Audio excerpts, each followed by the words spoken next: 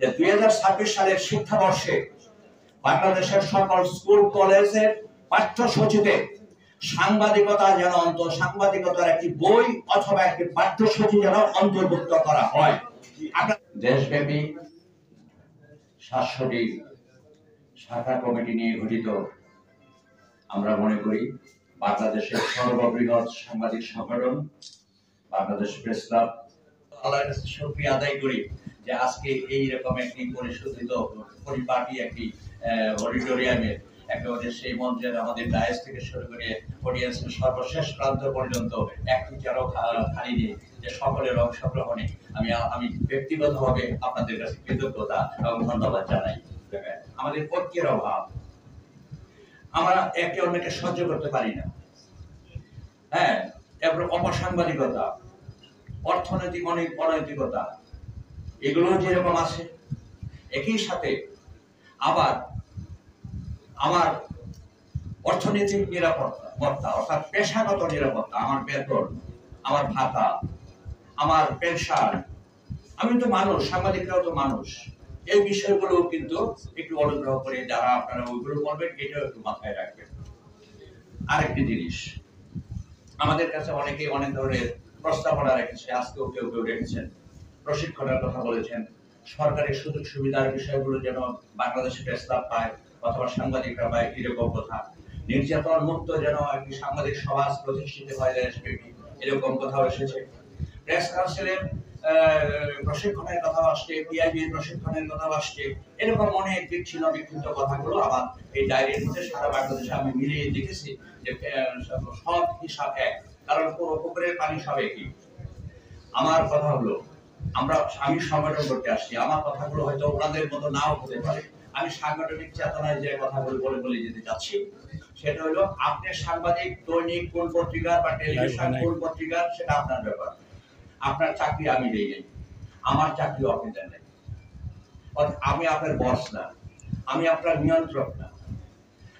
আমি দেখবো মানে বাংলাদেশ প্রেস ক্লাবের বিশেষটা সেটা হলো যে এই যে হাজারো যে পত্রিকা, দৈনিক, সাপ্তাহিক, মাসিক, ষান্মাসিক, বাৎসরিক, এই পত্রিকাগুলোর গভর্নমেন্ট অনুমোদিত কোন পত্রিকার অর্থাৎ নিবন্ধিত মিডিয়ার আইডি কার্ড আপনার কাছে আছে কিনা, আমরা আপাতত এর বাইরে যাব না। আপনি রিপোর্ট করেন কি করেন না সেটা আপনার ব্যাপার। এখানে আমাদের সাথে অনেকের সাথে হয়তো দ্বন্দ্ব থাকতে পারে যে আপনি তাদেরকে অসাংবাদিক বলতে পারেন, আমি বলবো না। এবং প্রশাসনের লোকেও সে যদি রিপোর্ট নাও করে ওই লোকটাকে প্রশাসনের লোকেরাও বলবে না, কারণ সে তার কাগজপত্র তো সঠিক। যদি আপনাদের বলার সেই শর্তে তাকে তৌফিক থাকে, আপনি যে সম্পাদক তাকে কার্ড দিয়েছে তাকে বলেন। আমরা সাংবাদিকদেরকে অপসাংবাদিক বলি, নানামুখী কথাবার্তা বলি।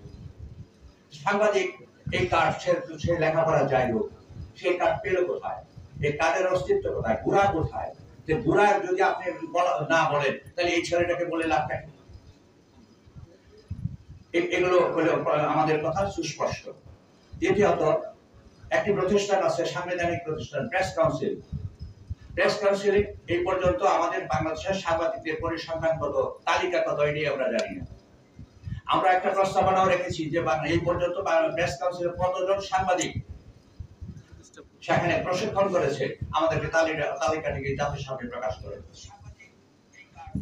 আচ্ছা দেখেন, আমরা তো কিছুই পাচ্ছি না, আমরা তো সেখানেও আমাদের অস্পষ্টতা আমরা লক্ষ্য করে যাচ্ছি।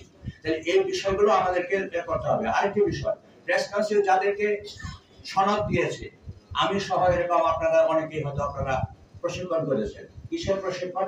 আমরা 25 বছর লেখাপড়া করে আমি বোটানিতে মাস্টার্স, আমাকে এখনো যদি প্রশ্ন করেন আমি কি সব মনে রেখেছি অথবা মনে থাকলো আমি কি সব জানতাম, তাহলে একদিনের প্রশিক্ষণে প্রেস কাউন্সিল একটা ছেলেকে সাংবাদিক বানিয়ে দিল।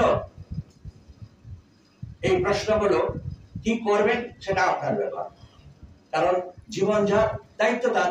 আমি আমার মতো চিন্তা করছি সবকিছুর সমাধান করা দরকার, কিন্তু প্রথম কি দরকার? সংগঠন দরকার, সংঘবদ্ধতা দরকার, ঐক্যবদ্ধ দরকার এবং টেকসই সংগঠন দরকার। সংঘবদ্ধ খালি হলেই হবে না। আজকে এই মিটিং এখানে 200 লোক, এখান থেকে বের হয়ে যাওয়ার পরে সর্বশেষ যদি এই চেয়ারম্যান আর এই যে আরেক চেয়ারম্যান দুই ভাই যদি থাকি আর যদি কোনো লোকেই যদি ফেনীতে না পাই তাহলে এই লোক এত লোক জড়ো হয়ে লাভ নাকি? এই বিষয়গুলো একটু বিবেচনা করবে। তাহলে আমার কথা হলো যে তাহলে প্রেস কাউন্সিলকে বলতে হবে তারা যাদেরকে এই 1 ঘন্টার প্রশিক্ষণে বা একদিনের প্রশিক্ষণে কয়েকটা বই, দুপুরবেলা বিরিয়ানির প্যাকেট, 1000 কোটি টাকা এখন হয়তো দেয় না বা মাঝে মধ্যে দেয়, তাহলে এরা কি সাংবাদিক কিনা? আর আমাদের বাংলাদেশের আরেকটি কথা, আমরা তো অনেকে সাংবাদিক দাবি করতে পারি না। বাংলাদেশে ঘরে আপনার ডাল ভাত নাই, আলুর ভর্তা নাই, যে যেটা নিত্য নতুন আমরা খাই, অথচ মানে ফ্যামিলিতে বলতেছে যে তোমাকে 7 দিন পরে একদম মাছ মাংস অনেক কিছু খাওয়াবো, তা আমি এই সামনের 6 দিন কি খাবো?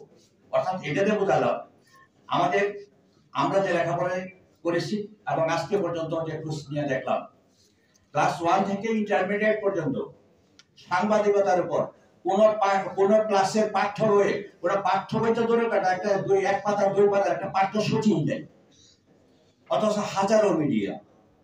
আর কোথায় আছে সেটা? অনার্স মাস্টার্সে আছে। তাহলে আমরা যে 10টা সাবজেক্ট এবং অপশনাল 2টা, বাংলা 2টা, ইংরেজি 2টি, অঙ্ক তো আছে 3টা, পৌরনীতি, ভূগোল, ধর্ম, ইসলামের ইতিহাস, এই যে সাবজেক্টগুলো আছে, আমরা যদি এই বাংলাদেশের বাস্তবতায় এই বিষয়গুলো হয়তো প্রশ্ন রাখবেন, এগুলো তো আমাদের দায়িত্ব না, সরকারের দায়িত্ব, তা সরকারের কোনো দায়িত্ব না, আমরা ভূমিকা রাখতে হবে।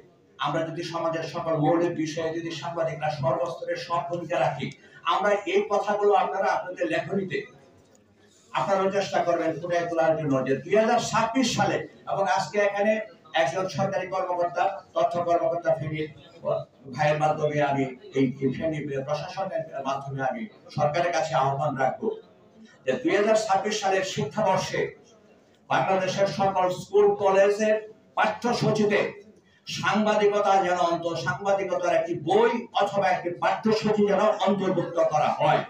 আপনারা কি বলেন? বাংলাদেশের সাংবাদিকতাকে বলা হয় রাষ্ট্রের 4র্থ স্তম্ভ। রাষ্ট্রের 4র্থ স্তম্ভ হলে আমার বেতন কোথায়, ভাতা কোথায়, আমার পেনশন কোথায়, এবং আরেকটা জিনিস আমার জীবনের নিরাপত্তা কোথায়? এই যে প্রায় যে নির্যাতন হচ্ছে, এটার সমাধান কোথায়?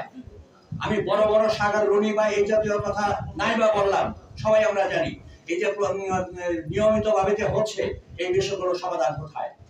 এই বিষয়গুলোর জন্য আমরা প্রশাসনের কাছে, এসডিসি মহোদয়ের কাছে, জেলা প্রশাসকের কাছে, এসপির কাছে, ডিসির কাছে, বিভিন্ন সবার কাছে আমরা স্মারকলিপি দিতে পারি, কিন্তু আসলে সমাধানটা কোথায়? এই সমাধান প্রশাসনের কাছে আমরা আশা করতে পারি, কারণ নির্বাহী ক্ষমতা ওনাদের কাছে। আমাদেরকে সজাগ থাকতে হবে। কি সজাগ থাকতে হবে? আমাদেরকে সংঘবদ্ধ হতে হবে। এই যে আজকে আপনাদের ফেনীর যে কথা বললাম, এখানে 5টি সংগঠন, মানে একটি ছোট একটি ভেঙে 5টি হয়ে গেছে, জেলা প্রশাসন করে তারপরে অফিস করে দিয়েছে, একসাথে করেছে। এই যে কথাগুলো শুনলাম, এই কথাগুলো তো আমাদের জন্য তো কোনো ভালো কোনো কথা না। বাংলাদেশের বিচ্ছিন্ন কোনো জেলা না ফেনী, সারা দেশ একই। বাংলাদেশ প্রেস ক্লাব যখন উচ্চারিত হবে তখন সারা বাংলাদেশ এক, সারা 64 জেলা। ফেনী আলাদা কেউ না, এবং আলাদা নয় বলেই তো এখানে আসা। সুতরাং আপনাদের কাছে অনুরোধ থাকবে, আপনারা বাংলাদেশ প্রেস ক্লাবে আমি আহ্বান জানাবো, যদি মনে করেন আপনাদের জন্য ওয়েলকাম। আর যদি আপনি এখানে না আসেন, আপনি আপনার আরেকটি সংগঠনে আপনি সংঘবদ্ধ হন। সংঘবদ্ধতা ছাড়া বাংলাদেশ মানে সাংবাদিকদের কোনো মুক্তি নেই, প্রশাসনও আপনাকে সেভ করতে পারবে না। আমাদের সেভের জন্য আমাদেরকে এগিয়ে যেতে হবে। বাংলাদেশ প্রেস ক্লাব বাংলাদেশ সরকার কর্তৃক অনুমোদিত একটি গভর্নমেন্ট রেজিস্টার্ড সাংবাদিক সংগঠন। এই সংগঠনে সারা দেশব্যাপী কোনো ভর্তি ফি নাই, মাসিক চাঁদা নাই, কোনো অফিস নাই, কোথাও কোনো অফিস নাই।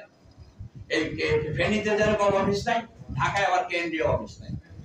তাহলে প্রশ্ন হলো, তাহলে সংগঠনটা কিভাবে চলে? এটা একটা কমিটমেন্টের আলোকে চলে, ইচ্ছা শক্তির উপর ভিত্তি করে এই পথটা চলে। ঢাকায় আমার নিজের বাড়িতে ঠিকানা যেন প্রশাসনিক ভাবে যোগাযোগ রাখার জন্য আলাদা হয়। আর ফেনীতে এই যে আমার যে ভাইটা আছে দেওয়ানি ভাইয়ের বাড়ির ঠিকানায় এই বাংলাদেশ প্রেস ক্লাবের ঠিকানা। আমরা সংঘবদ্ধ হওয়ার পরে চিন্তা করেছি, পরবর্তীতে আমরা এই অফিসের বিষয়গুলো আমরা সিদ্ধান্ত নেব।